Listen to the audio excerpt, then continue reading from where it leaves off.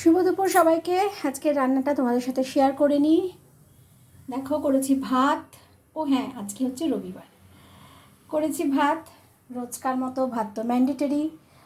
আর এই যে দেখো করেছি হচ্ছে ট্যাংরা মাছের ঝোল, আলু দিয়ে বড়ি দিয়ে পাতলা করে ট্যাংরা মাছের ঝোল।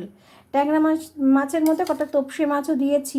তোপসে মাছটা না সর্ষে পোস্ত দিয়ে ভালো লাগে, কিন্তু মা যেহেতু এখন সর্ষে পোস্ত খান না, মানে ডাক্তার বারণ করেছে, কিন্তু তোপসে মাছ খুব ভালো খায়।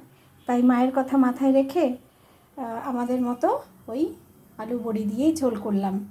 ট্যাংরা মাছের মধ্যে তোপসে মাছ দিয়ে দিয়েছি। কি করব, মানুষের জীবনটাই হয়তো এরকম, তাই না?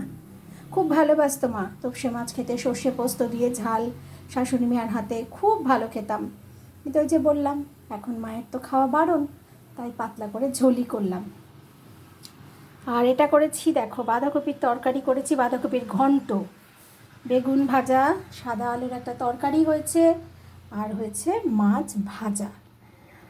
রুই মাছ দিয়াসের বাবা ভালোবাসে, তাই রুই মাছ ভাজা রেখে দিলাম।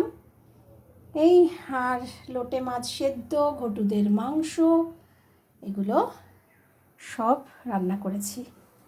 তাই সবাইকে বলি শুভ দুপুর। রান্না তো সবার হয়ে গেছে, সবাই এবারে খেয়ে নাও তাড়াতাড়ি।